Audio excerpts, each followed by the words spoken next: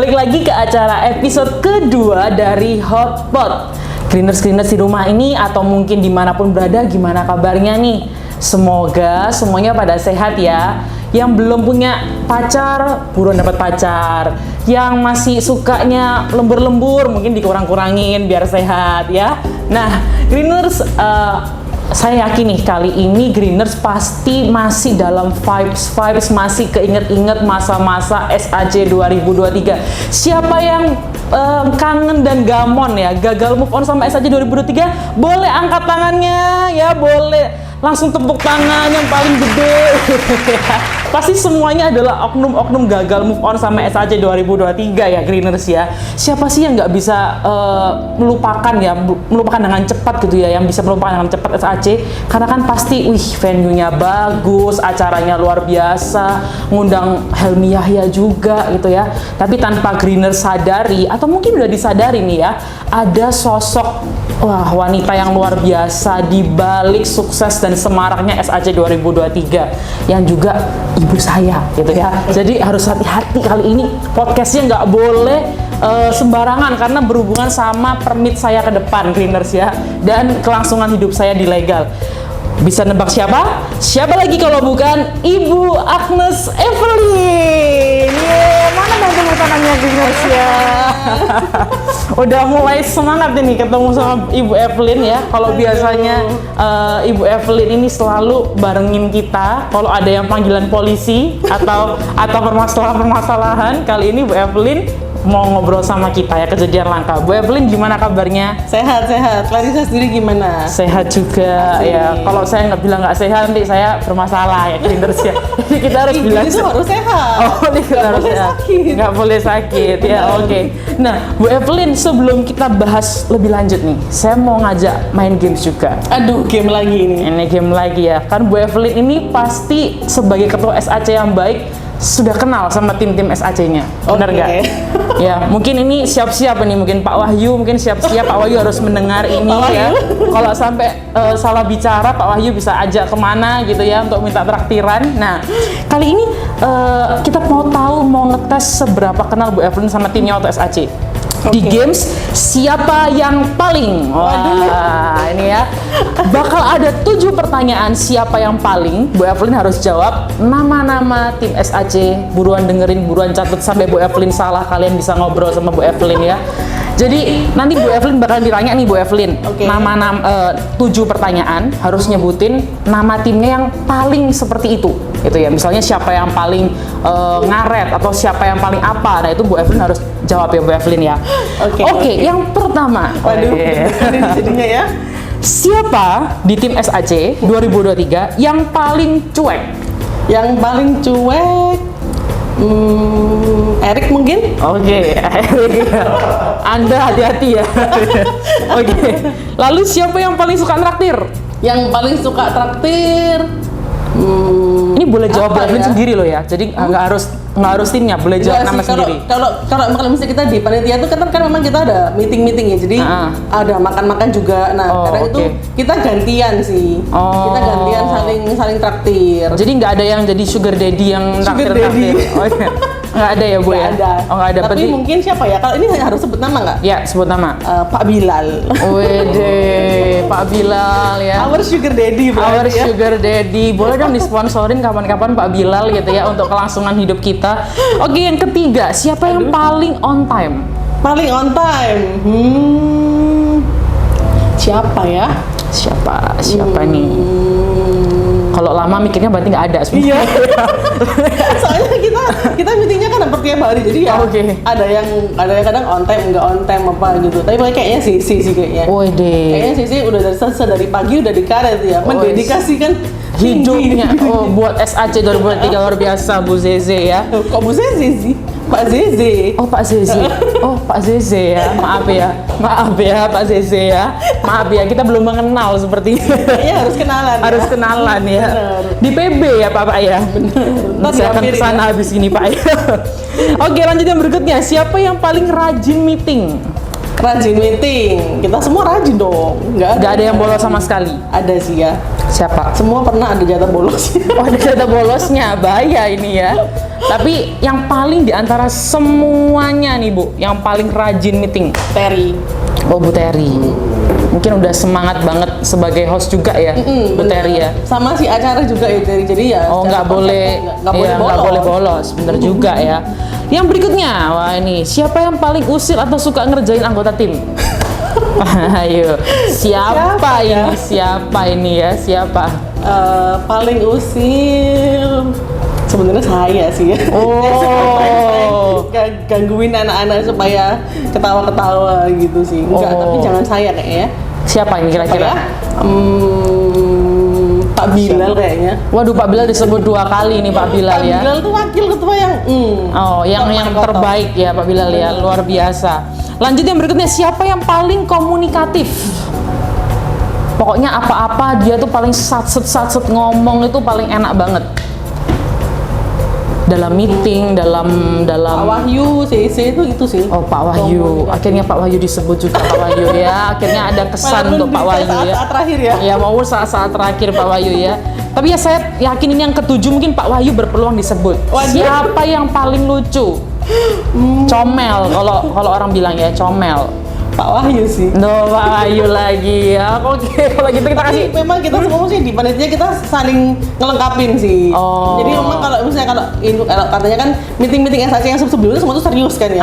Serius konsep, serius discuss. Di kita tuh banyak hahihinya sebenarnya. Oke. Ya. Tapi ya tetap jalan juga, kerja sambil supaya dibawa santai aja sih. Oke, tapi yang paling lucu tetap Pak Wahyu. Luar biasa Pak Wahyu ya. Oke, kita boleh kasih tepuk tangan dong buat Bu Evelyn. Ternyata sangat mengenal ya, bahkan mengkoreksi tadi saya. Maaf ya Pak Sisi ya, ampuni saya Pak Sisi. Saya akan naik ke Perak Barat ya habis ini ya Pak Sisi ya. Oke, nah Bu Evelyn pasti nih gitu ya, selain mengenal timnya, pasti Bu Evelyn juga kenal banget sama acara SAC ini ya. Oke. Sebelum kita bahas lebih dalam tentang Bu Evelyn-nya, yang pasti Greeners juga udah kepo banget. Kita mau tahu sebenarnya SAC 2023 kenapa sih temanya itu Resilience ya?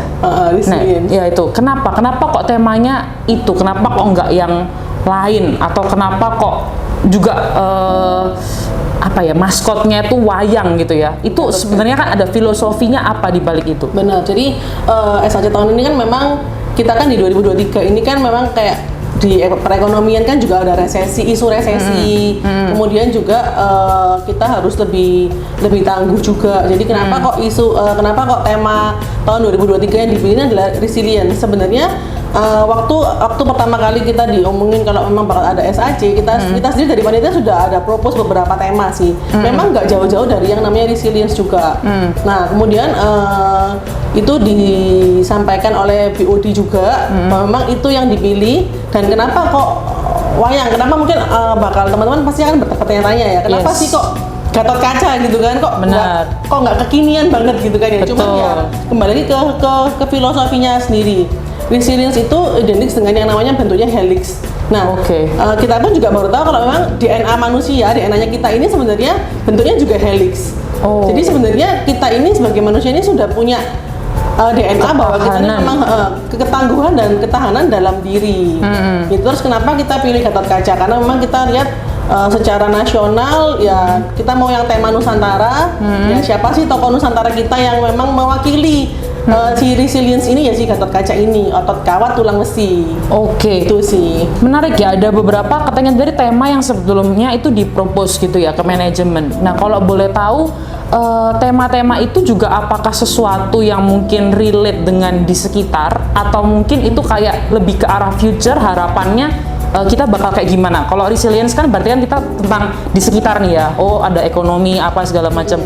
Apakah tema-tema lain itu yang nanti akhirnya nggak dipakai nih, itu sebenarnya lebih ke arah harapan atau juga apa yang terjadi di sekitar kita? Sama sih, jadi lebih ke arah apa yang terjadi juga. Cuman kalau resilience itu kan kita ada ini ya, ada beberapa kayak unsur-unsur kata-katanya. Cuman yang kemarin salah satunya itu kita ada chain, itu juga termasuk terkait dengan masalah resilience ini juga sih. Cuman pemilihan katanya aja yang mungkin kita lebih variasi. Oke. Nah, seperti yang kita tahu SAC ini kan gede banget ya Bu ya, besar banget, megah banget, dan juga luar biasa lah gitu ya.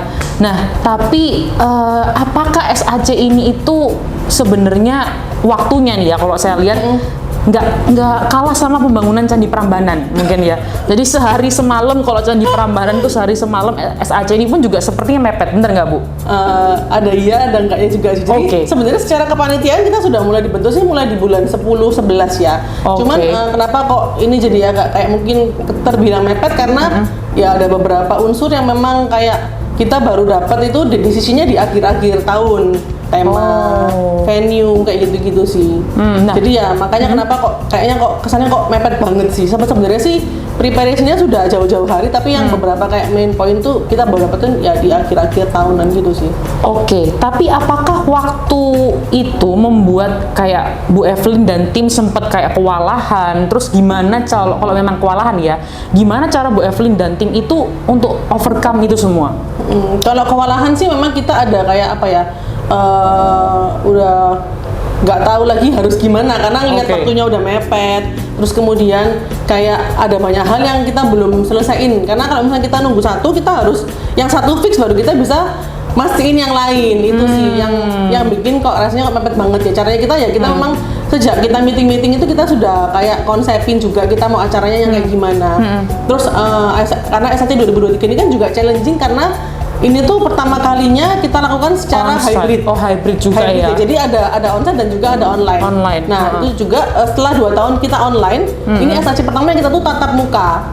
Jadi pasti kan kayak orang-orang cabang juga mungkin yang mungkin kalau udah dari tiap tahun kan selalu ke Surabaya ke kantor pusat untuk kayak datang ke sini sambil bawa bolu gitu ya. Bolu meranti gitu. Itu kan pasti kan sudah ekspektasinya kan udah tinggi kan, apalagi selama 2 tahun sama sekali nggak kesini. Terus mungkin kan juga mereka pengen tahu sebenarnya konsepnya apa sih yang berbeda, makanya kenapa kok jadi sedikit beban ya buat kita juga sih. Itu dan juga kan karena kan kita juga berbarengan dengan launchingnya program Spartan.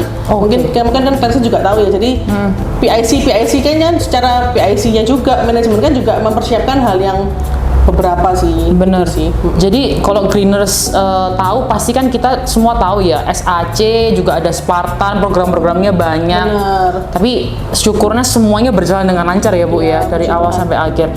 Oke, nah saya yakin satu hal nih Bu F, bahwa Bu Evelyn kan pasti ditunjuk jadi ketua SAC gitu ya. Itu kan nggak mungkin asal nunjuk gitu ya manajemen. Pasti ada histori di baliknya, di belakangnya. Ya, ada sejarahnya juga, ada backgroundnya juga.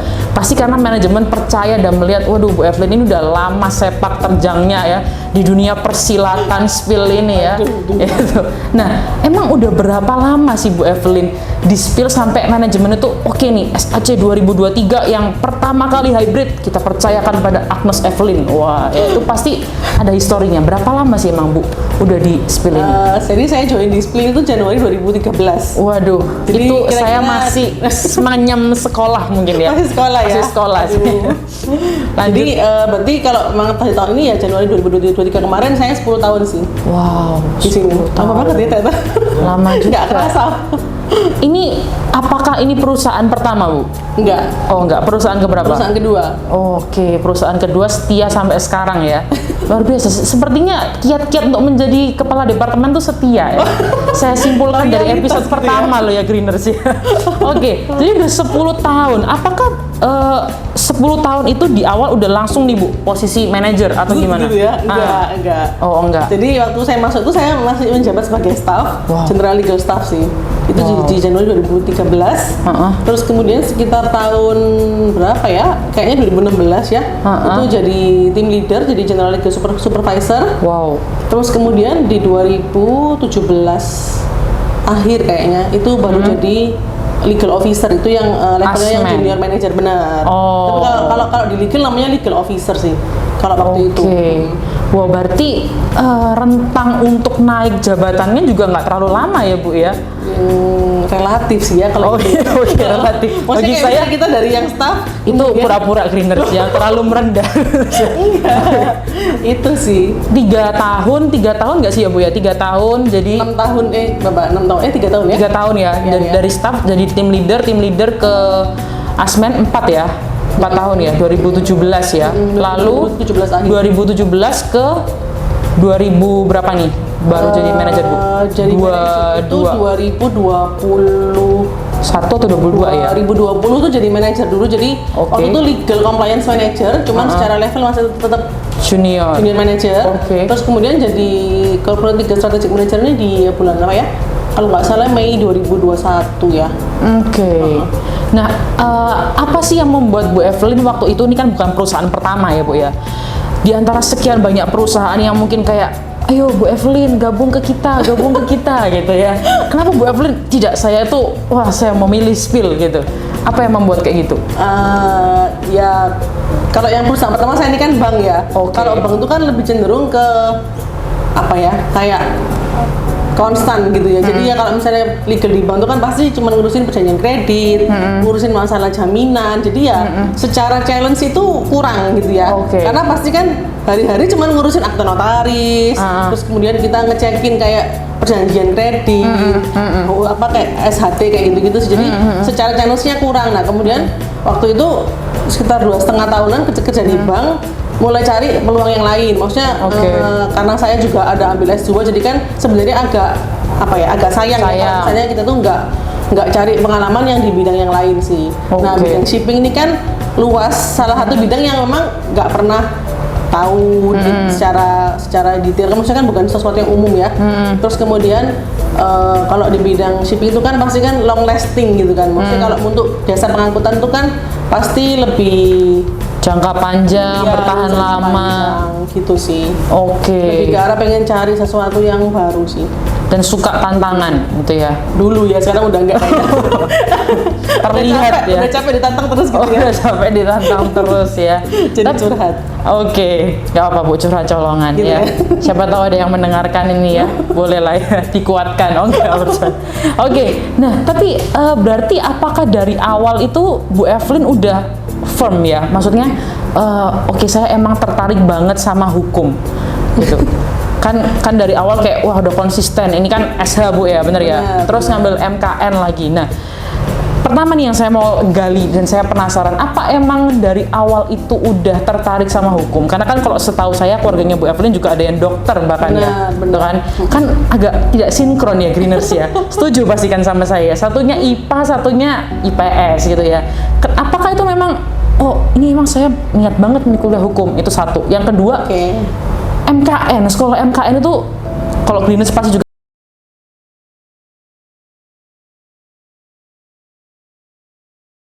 semua orang pasti pingin jadi notaris, ya nggak, betul kan? Dan duitnya juga mungkin lebih gede gitu ya Bu ya. Cuman kenapa kok Bu Evelyn kayak memilih enggak, saya mau kerja nih di legal perusahaan, di spill selama ini bahkan mengabdi, itu alasannya kenapa? Kita jawab pertanyaan nomor 1 dulu ya. Benar. Jadi sebenarnya kalau untuk jurusan sih dari awal, kalau cita-cita dari kecil tuh pengen jadi dokter sebenarnya. Ternyata jadi dokter ini. Terus jadi belok gitu ya. Beloknya jauh ya Bu ya. Jauh ya. Jadi waktu tempo hari karena sempat juga, karena kalau kedokteran itu kan biayanya kan udah jadi rahasia umum lah ya kan, biayanya itu kan cukup besar. Nah, waktu tempo di SMA itu saya juga ada kesempatan untuk dapat kayak jalur undangan di Universitas Airlangga untuk kedokteran. Tapi waktu itu memang waktu kita cek biayanya itu besar banget sih. Nah, sedangkan saya itu adik saya 2 masih kuliah, masih sekolah, masih kecil-kecil semua. Kalau saya kayak dananya dipakai untuk kuliah kedokteran tuh kayaknya kok egois banget gitu kan. Anak pertama berarti ya Bu ya? Anak kedua saya. Anak kedua. Gitu. Tapi adiknya ada 2. Ya. Maksudnya akhirnya saya mutusin untuk nggak ambil kuliah kedokteran, coba cari jurusan yang lain. Setelah discuss sama orang tua ya, kalau dari orang tua sih lebih pengen jurusan yang supaya anaknya itu bisa kerja sendiri. Yang punya kerja sendiri, nggak usah bergantung sama orang. Nah, salah satunya hukum. Itu sih, itu sejarahnya. Nah, tapi kan agak belok ya Bu ya. Akhirnya kerjanya sama orang juga kan? Iya. Bener. Itu bagaimana Bu? Itu seperti itu. Sebenarnya makanya kenapa? Karena pengen jadi notaris. Kalau misalnya dijelaskan kita memang harus ambil S2. Jadi setelah saya lulus kuliah S1, saya ambil S2 di Universitas Airlangga. Itu saya sambil kerja juga, kerja di bank waktu tempo hari. Oke. Jadi memang setelah lulus S2 pun juga kalau jadi notaris itu kan syaratnya kan banyak ya. Betul. Jadi ada yang kayak magang lah, kita mesti ikut seminar lah, ikut ujian ini, ujian sih saya sudah ikut semua. Cuman ada satu yang masih belum, yaitu magang di kantor notaris. Itu sih. Terus ya karena satu dan lain hal impian itu harus terkubur. Akhirnya jadinya ya sementara sih tetap di sini sih. Di sini. Oke, cuma pilihan hidup lah ya, anggap aja itu pilihan hidup gitu. Pilihan loh ya, bukan suatu apa ya hal yang disesali ya, tapi bener-bener udah firm ini pilihan. Ya karena udah pilih ya harus dijalani dengan sepenuh hati sih ya. Sepenuh hati ya. Benar. Berarti sampai pensiun akan di-spill ya Bu ya. Kan pilihan ya Greeners ya. Ya kalau itu kan pasti kan kita kan nggak tahu masa depan kita kayak gimana. Jadi tidak jangan mendahului Tuhan. Betul. Tapi semua coba siapa yang setuju Bu Evelyn di sini sampai pensiun? Nah ya, pasti Greeners di sana angkat tangan semua. Bahkan sampai cabang Jayapura saya lihat ada Pak Slamet juga angkat tangan itu ya. Oke Bu Evelyn. Nah, berarti kan udah melewatin banyak hal gitu ya. Udah melewatin banyak hal baik secara pendidikan, itu juga ternyata ada pengorbanan di dalamnya, di mana buat keluarga juga. Dan di sini pun juga udah lama. Tapi yang mau saya tanya nih Bu Evelyn, ya walaupun pasti juga ada dukanya gitu ya. Tapi yang kita kan selalu ingat memori-memori yang senang-senang aja gitu ya. Selama 10 tahun di spill nih, apa sih pengalaman yang paling berkesan yang Bu Evelyn itu kayak selalu ingat-ingat kayak aku akan bertahan di sini lebih lama lagi karena ini gitu ya. Apa pengalaman yang paling berkesan Bu? Pengalaman paling berkesan apa ya? Sebenarnya banyak sih ya, maksudnya kalau pengalaman yang di sini sih. Tapi yang paling berkesan mungkin waktu ini ya, waktu perjalanan dinas. Oh, di mana itu? Perjalanan dinas itu di Berau sih. Oh, Berau selalu menjadi tempat selalu di hati kan? Selalu di hati ya, Berau ya, oke. Karena waktu itu kan kita lagi ada project masalah pembebasan tanah. Jadi ya kayak kita ketemu sama warga, kita ngumpulin warga dari satu tempat, terus kita edukasi, kita juga sampaikan maksudnya niatnya kita kayak gimana, penawaran kita seperti apa, gimana caranya kita meyakinkan warga itu supaya mau ikut dalam proyek pembebasan ini. Itu sih salah satunya yang paling aku ingat tuh waktu ini. Kita nego sama satu orang, memang dia tuh cukup besar ya, maksudnya cukup kuat lah di sana ya. Terus kemudian kita tuh ngobrol itu di samping sungai. Kalau Berau itu kan sungai ya, banyak sungai. Jadi kita duduknya itu di samping sungai, airnya coklat gitu. Terus kemudian kita disuguhi kopi gitu kan. Jadi kita tuh bingung, di tengah-tengah lapangan yang panas ada kayak kursi sama meja sama ada kayak iupan gitu. Terus kita disuguhi kopi. Terus kita ngomong dari mana airnya kira-kira gitu kan. Karena warnanya ini ya beda tipis kopi, ya. Gitu kan. Terus akhirnya minum nggak ya minum, mau nggak minum itu kan sungkan. Akhirnya setelah yang orangnya minum, kita juga minum. Sambil berdoa. Wah, menarik ya. Ada negosiasi bahkan sampai ngumpulin warga. Benar. Ngobrol untuk melakukan pembebasan itu ya. Wow, luar biasa. Nggak heran melalui pengalaman itu Bu Evelyn dipercaya sebagai legal manager. Balik lagi Greeners ya, selalu ada perjuangan di balik promosi. Nah, yang mau saya tanya nih Bu Evelyn, berarti kan Bu Evelyn udah jadi legal manager itu 2020 tadi ya? 21 ya. 21 ya, kurang lebih ya 2-3 tahun inilah. Nah, melihat kita tahu semua nih gitu, apalagi saya juga di timnya Bu Evelyn ya. Kita tahu semua bahwa kita ini legalnya di pusat, tapi nge-handle banyak anak perusahaan, nge-handle juga banyak cabang-cabang. Nah, menghadapi hal seperti itu, apa sih kiatnya Bu Evelyn untuk membuat legal ini menjadi lebih baik, menjadi lebih kuat, terutama untuk perusahaan? Oh, kiat khusus sih nggak ada ya, cuman ya kita ini selalu maksudnya berusaha supaya tetap terus belajar, karena kan kayak misalnya kita ngomongin masalah hukum ya kalau bisa, jadi kan undang-undang itu kan banyak. Terus juga peraturan-peraturan itu kan juga terus berubah itu sih. Jadi kemauan untuk belajar sama kemauan untuk lebih cari tahu sih. Oh, gitu. Sama kayak misalnya kayak kalau misalnya di tim Legal sendiri kan juga ada tim ya. Jadi gimana kita bikin tim kita tuh solid, tim kita seneng. Jadi begitu ada case tuh kita itu nggak yang sendiri-sendiri, nggak yang kayak egois. Aku tahu jawabannya, cuman aku nggak mau share. Enggak sih, jadi lebih ke situ sih. Kalau sendiri kan rasain, maksudnya kayak misalnya di Legal kan teamworknya kan juga. Wah, ini pertanyaan menjebak ini Greeners ya. Kalau saya harus berkata jujur gitu ya. Benar, tapi saya juga ngerasain juga sih. Gitu sih. Oke. Nah, salah satu cara untuk membuat solid adalah biasanya ngajak makan. Bener ya, Bu ya. Nah, kenapa Bu Evelyn maksudnya mau kalau saya boleh bilang bayar harga sedalam itu, ngeluangin waktu walaupun sibuk segala macam buat makan sama teman-teman tim Legal. Apakah cuma sekedar untuk yaudah ngesolidin aja atau ada pemikiran lain soal leadership yang Bu Evelyn pegang? Jadi kalau misalnya kita kan sebagai leader tuh kita tuh harus kayak memastikan semua orang di anggota tim tuh nyaman gitu ya. Nyaman maksudnya dengan tim yang ada, dengan kondisi yang ada, kita tuh bisa saling support untuk memastikan bahwa kalau ada apa tuh kamu nggak sendirian kayak gitu loh. Maksudnya selalu ada teman-teman kamu yang akan selalu siap untuk support kamu, untuk bantuin kamu itu sih. Jadi selain solid ya supaya orang juga nyaman, dan maksudnya kalau orang nyaman dan seneng itu beda sama orang yang terpaksa. Beda sama orang yang kayak kerja dengan menggerutu sama kerja dengan hati yang gembira tuh kan hasilnya beda itu sih. Bener banget. Nah, mungkin sebagai kesan-kesan penutup ya Bu Evelyn ya, petuah gitu ya. Kita kan sudah tahu nih Bu Evelyn, wah perjalanannya panjang, pengorbanannya juga ada gitu ya. Sebelum nanti saya juga mau menyampaikan sesuatu ke Bu Evelyn, mumpung ini ibu saya di sini ya.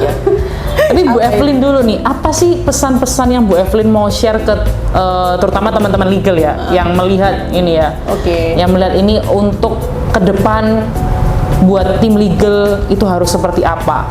Ada nggak Bu isi hati, curahan hati, pesan-pesan buat teman-teman Legal yang lagi nonton pasti ini? Buat teman-teman di Legal Department, kayak apa ya?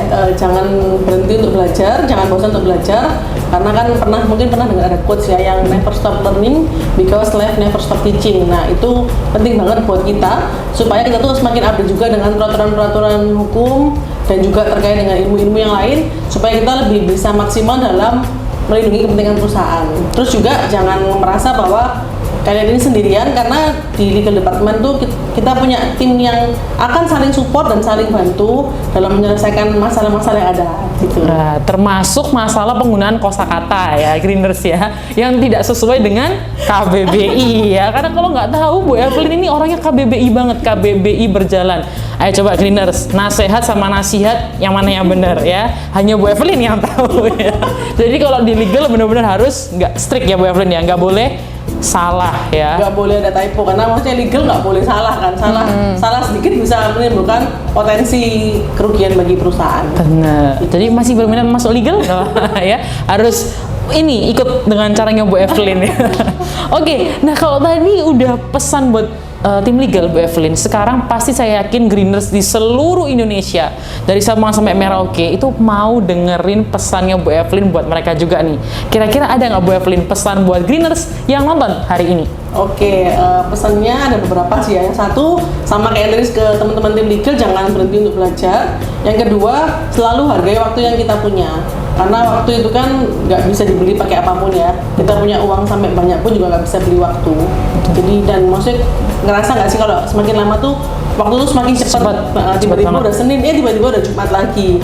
Jadi ya hargai waktu yang kita punya. Bener banget ya. Tiba-tiba udah gajian, tiba-tiba gajiannya habis gitu. Jadi waktu tuh cepet banget, bener ya.